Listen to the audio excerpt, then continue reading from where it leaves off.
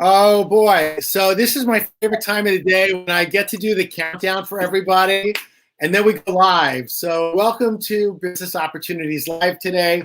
This is our Finance Friday edition. And today we have some really awesome guests with us. First off, I want to thank Todd Gurvis, who is joining us every week, and Stan Gelfer, who's with us almost every day because there's always something about marketing to look at. But today's special guest is Gene Cohen. He's a brother from another mother, but he is my CPA, and he's also an extraordinary tax strategist. And Gene, we're going to come back to you in just a minute, but I want to talk about a few things that are going on in the world today, and I want people to know what they can expect and what they can count on when it comes to all of the different loan and grant options, because every single day there's something that happens that keeps people, drives them a little bit crazy. I mean, let's face it. Here we are, we're all applying for the loans, we're all applying for the grants, and we keep wondering, okay, what next? Yesterday I personally called the SBA and I said to them, okay, so I filled out the form on March 31st. They said, that's great, as long as you did it after March 30th, because if you did it before March 30th, you need to do it again. I'm like, oh, did you guys fill the form out before March 30th? Anybody here? If you know someone that did, they've got to go back to sba.gov and fill it out again, because it's a different process than it was before the 31st. In any case,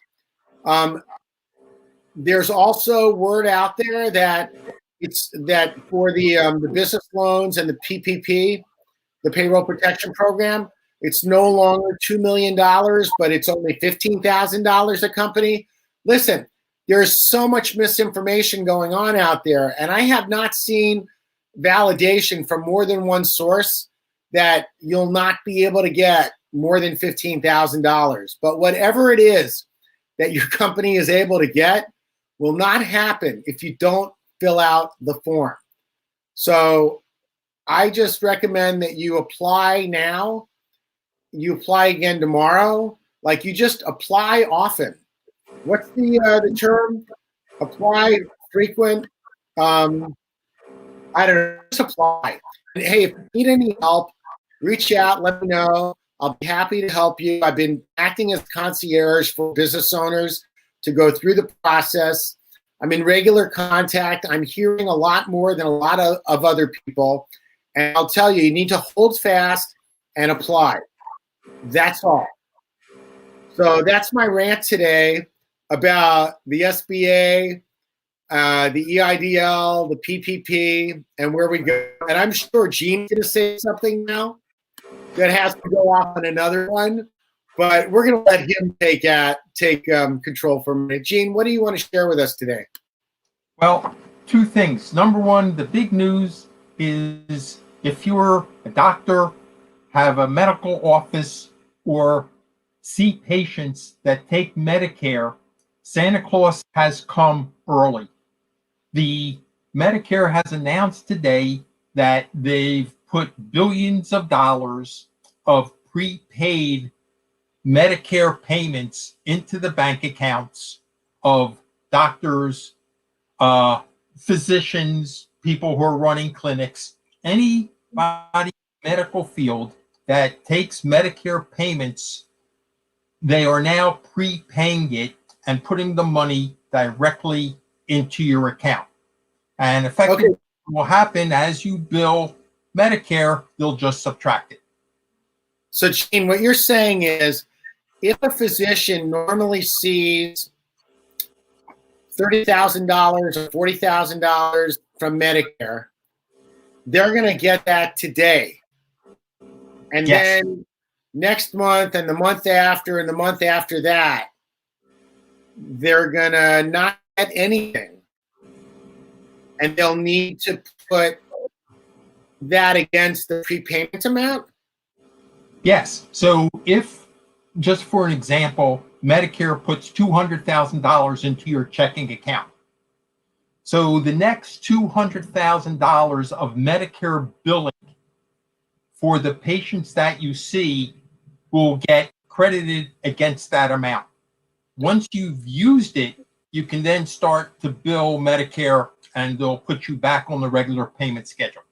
So, Gene, there's a huge issue with that I can see. And the issue is that I've met with a significant number of doctors, and they are experts in their field. What they're not experts at is financial management. That's and true. What's missing for doctors is a strategy on how they actually know they're able to leverage this money for their business today without getting into trouble in 4 or 5 or 6 months. So I want to make a recommendation. I'm going to zoom in for just a second so people can see this. If you've not read this book, Profit First by Mike Michalowicz, read it. I am a Profit First professional.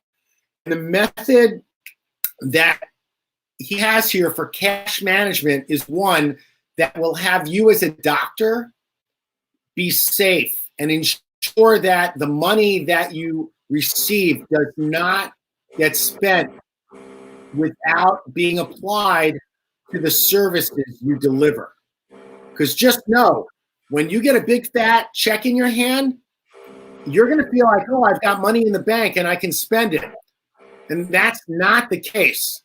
You have money in the bank, it's not necessarily spendable, at least not today. Be very careful. The government's trying to put money back into the economy. This is a great way to do it. Just don't put yourself in a position where 3 to 6 or 7 months from now, you are in a cash flow crunch. Reach out to me. I can coach you through this. Gene can coach you through this. Talk to a professional that can help you make sure a great plan in place to get through this. But it's a blessing to have the money, and I don't want to say anything negative about it. I just want to make sure it's there for what it's intended for and that your business doesn't suffer later. So anyway, that was my rant about that today. Gene, talk to us a little bit more about what else is going on in the world. First of all, thank you for your words of wisdom.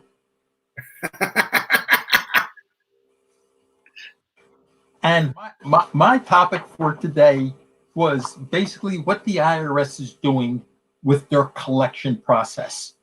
From the latest that I have read via email and talking with other accountants, is that the IRS is suspending all of its, or the great majority of its collection activities. And this covers a lot of territory. So the first thing the IRS said is that they are suspending their audit program and are not starting any new audits. So basically, from now to July 15th, you will not have to look over your shoulder and think, is the IRS going to come and audit me? They basically just postponed it. So if by some chance you are under audit currently, they're going to stop all the action and won't begin it again until July 15th. However, wow, that's enormous. Yeah, if you want to settle with them, you can, they're still there to agree to the final settlement and the taxes. The People, a quick question about that. So if you're in a position to settle right now, are you in a better position to negotiate a settlement? No, the rules of aren't changing. Okay, only that there's a delay in there. Okay, but the functioning of collections is still the same. That's still working. Okay. Also, if you happen to be in appeals where you've had the audit, you disagree, and you're taking it to the next level with the IRS, they're still working. So if you should have an appeal, they're working. The only thing you can have is a one-to-one meeting with them. You have to do your negotiation either over the telephone or use Zoom or something similar to try to get your appeal closed. they've also done is there are no meetings with the agents. The field offices are closed, and there just aren't any audit activities going on. However, a caveat with everything else with the IRS is that they have special rules. So if they think they're in danger of never collecting the money, or you're going to skip out or do something, they still have the right to enforce all the mechanisms that they have. But for 99.9% of the people, the IRS is just going to sleep until July 15th for collections. The other thing that is probably more common are what the IRS is doing with installment agreements. So when you have an installment agreement, you basically agree to pay the IRS every month a certain amount of money until you pay off your tax liability. What they have said now is that starting April 1st through July 15th, you don't have to make your installment payment. And they will not consider you in default. So if you have payments coming up, each month, then you could just stop making the payments. And the IRS you won't hear a peep out of them until after July 15th, they don't get the payment. Now you're going to hear from them. So basically what they've given you is the suspension of making your installment payment. You don't have to do it. For the taxpayers out there who have their installments automatically deducted from the bank, where the IRS just goes in once a month and takes the money, you can call your bank and have them stop the payments. You won't hear a peep out of the IRS. Just call the bank, say, stop making my installments, no problem. What you got to be aware of is come July 15th, you got to call the bank back up. Say, start making my payments. So what you're saying, Gene, is put it on the calendar. Call your bank now. Yes. Or if you're initiating the payment to the bank, just put a hold on it. But on July 14th, make the next payment. Right. If it's Perfect. Hey, Gene, after that date. Yes. That's awesome. So thank you so much. Those are really key tips. I mean, what I heard you say is if you're negotiating something with the IRS, or they're trying to collect money from you, or if you have an installment payment plan with them, you can get a little bit of relief right now until July 15th. Yes. And so that's humongous. And if anybody wants to connect with Gene to get more information, reach out, let me know. I'll be happy to connect you. He's my favorite accountant. Gene is an amazing tax strategist. I recommend him all the time. And I know he'll be super happy to connect with you. Okay, and I'd like to add one more thing, if I can take another 30 seconds here, is beware of the IRS calling on the phone. They very rarely will call you on the phone. If you get a phone call saying, well, we're the IRS, the only thing you now have to give them is paperwork. They cannot ask you for money. If they say, send us money, hang up. It's a fraud. So they never ask you for money. They never ask you for credit cards. They never ask you for debit cards. Okay. Yeah. What about Home Depot cards or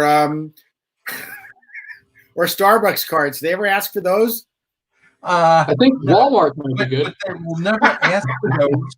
And also, don't take any threats. In the past, I've had clients that have called and basically said the IRS has threatened to have me arrested for not paying my taxes. Right. Don't fall for it. Be aware. Yeah, they'll just show up at your door. Thanks, Gene. Hey, we're going to move over to Todd. And Todd, I'd love to hear you share with us what's happened in the market this week. And also, you were saying a little while ago, hey, it's 30 days since we had the market nosedive. And I'm really curious, like, what's happened in the last 30 days? Okay, great question. Yeah, we are actually yesterday was the 30-day mark from the giant 20% drop in the market.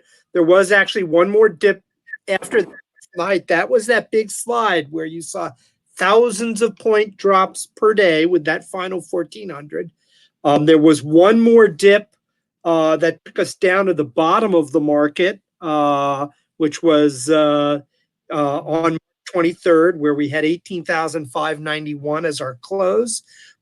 It's been interesting, though. The last 30 days, we recovered from the bottom to where we were 30 days ago today. In fact, at close today, we ended up 0.7%. So we are flat and regained everything that was lost in the last 30 days and closed, back up today at 23,719 and 37. So we are right back where we were a month ago.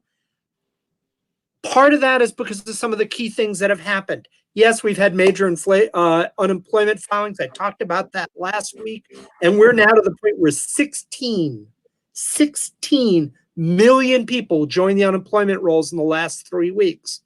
But then yesterday, the Fed announced that in addition to the stimulus they were doing previously, they are pumping another $2.3 trillion into the economy to buy up muni bonds and corporate bonds to pump money back in. And that helped. For the week, we are up. For the day, we are up. For last, going all the way back since to March 23rd at the low, we are up. And a lot of it is not as much the stimulus package, quite frankly, as the Fed and then businesses managing to stay open. And it's more the response, quite frankly, to small businesses staying open than it is, at least in my opinion, than it is to the large companies. The large companies are retrenching, and I see Gene kind of doing this. But a lot of the small businesses are doing their best to keep doors open, while the larger companies are just kind of drawing back because they have to, the large retailers and so forth. Hey, Todd. Yes. So what you just described was what happens often during a crisis, right? People come in and they get freaked out, so they start moving their money away from stocks into something else, and there's a big sell-off, and then they start noticing what's actually happening, and they start moving back into stocks. And the people that are going to be the winners here are the ones that didn't sell off, but stayed with it, because it sounds like we're poised now to have a little more stability in the stock market because of all the things the Fed's doing. Yeah, I feel like a broken record because I've said it the last several Fridays in a row. The most vital thing people can do is not run to cash. You've got to resist the temptation. You've got to stay focused on your personal goals and the goals for your business. If you go to cash, you're simply locking in losses. In fact, smart money is adding money at this point. You want to stay focused on your goals. And Jeff held up a book.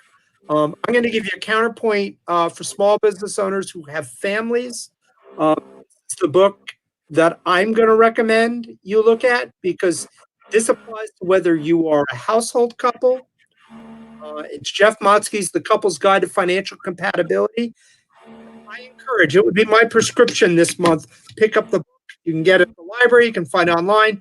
Read through it. Each of you take your version of the test that's in there of what your priorities are, and have a financial date night and talk about what you're going to do to stay on track to your goals. Because those who are proactive rather than reactive are going to get through this. Awesome. Hey, Todd, thank you so much.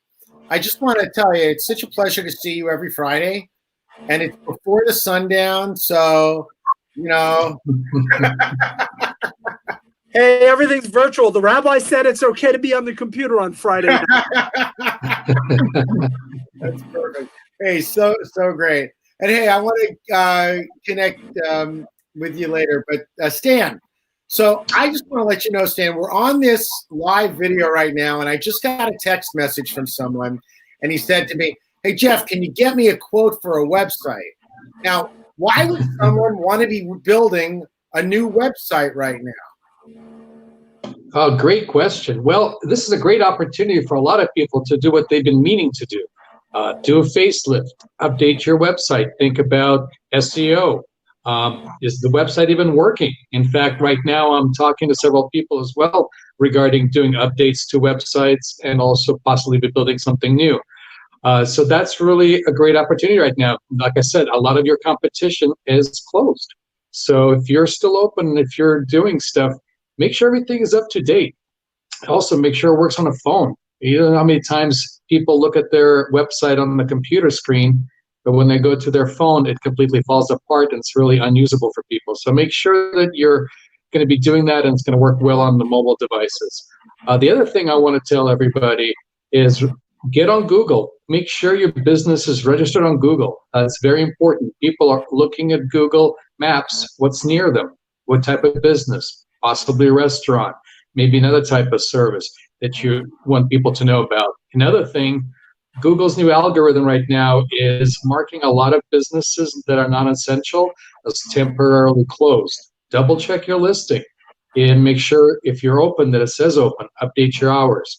So those are the things I really want to talk about. So, and SEO right now is really a great time to really clean up your website to be very good because you can get some great positioning in Google search once you do that. And we can help you with that.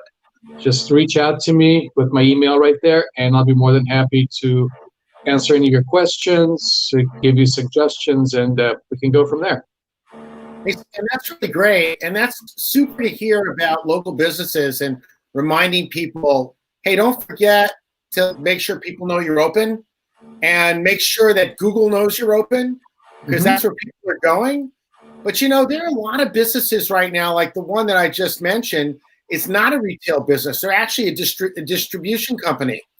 And there are a lot of distribution manufacturing companies today that in order to keep their doors open are shifting their model and pivoting to supply needed supplies into the marketplace. So, you know, one of the things I just want to check in with you, like, what's a great strategy for those companies in launching a new website? Well, if you're a B2B, like what you're describing, you want to make sure that your vendors and your resellers are able to use your website easily, order the products that they need, make sure that everything is updated. Like I said, you know, this is a great time to clean up a lot of things that you've been meaning to do. You know, I have a couple of customers that, you know, have been putting things off and now it's time to actually get it done. But in terms of B2B, I mean, get on LinkedIn as well. Start to connect with people who are business owners, if that's what your, you know, business model is. That's very important as well. Well, I think the thing about a B2B business, especially in a marketplace right now where companies are needing supplies, like they need masks and gloves and sanitizer and like all that stuff, right? You know, they use a website as a way to validate the legitimacy of a company. Sure. And if your website says something good about you, it's because it's a well-done website and it's compliant and people can count on it. I mean, not only can people use it that might have handicaps, because I know that's a big thing you do with ADA only, but people that are in the market to buy supplies, they want to know that their web design company has their site rank. So SEO is important. Their products rank, that they can easily get the word out, and there's a marketing strategy that lets them enables them to collect their prospects' email addresses if they want to be informed about when products are available, like all of that stuff. So, Stan, I want to thank you for joining us today, and we'll have a conversation about this project afterwards. In the meantime, I want to thank everybody for joining us today. You know, it really takes something to put a daily show on like we do. I'm really grateful to have all of the partners that I have joining us, like Stan and Todd every week. And Gene, thank you for coming on today. It's such a pleasure to have you guys here. And want to remind everybody out there, hey, like our page on Facebook. Follow us. Every week we're coming in and there's good, valuable information to share that people get. And I want to make sure you have everything that you need in order to have your business thrive in today's marketplace. So this is Jeff Cohen for C-Level Roundtable and the Business Opportunity Live for our guests today. Have a great weekend, and we'll see you again on Monday at 2 o'clock. Bye. Take care.